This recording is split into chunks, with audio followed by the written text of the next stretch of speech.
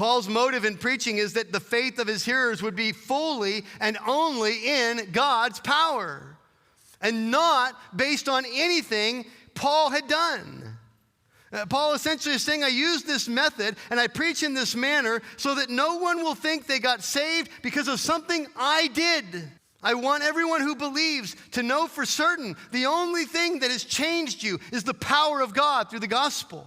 You didn't get hoodwinked into making a decision. There was no bait and switch. I just weakly, fearfully preached, trusting the Spirit of God, and you believed because the Spirit of God changed you. Paul essentially wants to become invisible so that Christ alone is put on display. This is the goal for every believer.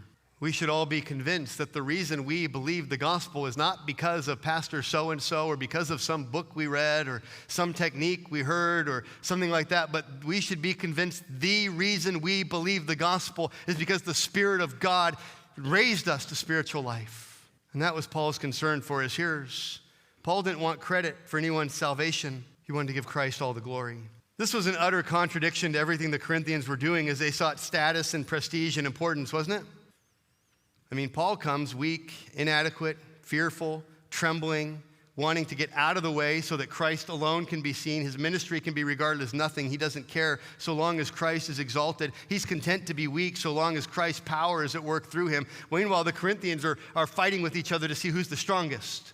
And Paul, throughout this section, is essentially saying the gospel is foolish to the world. You're a bunch of nobodies to the world, and I'm a weak, fearful, trembling, inadequate preacher who just wants to get out of the way so people can see Jesus. Why would you ever think to make a name for yourself using me or Apollos or Cephas or Christ? It's unthinkable. The gospel is never about exalting us. It's only about exalting Christ. Everything about Christianity, from the message of the gospel itself to the people who embrace the gospel by faith to the inferior men who preach the gospel, all of it is contemptible to the world. Beloved, be content to be contemptible to the world. Be content to be weak.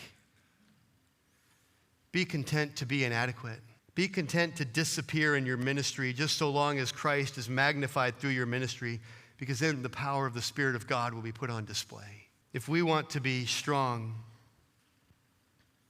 we will forfeit the strength of Christ, because his strength is manifested only through our weakness.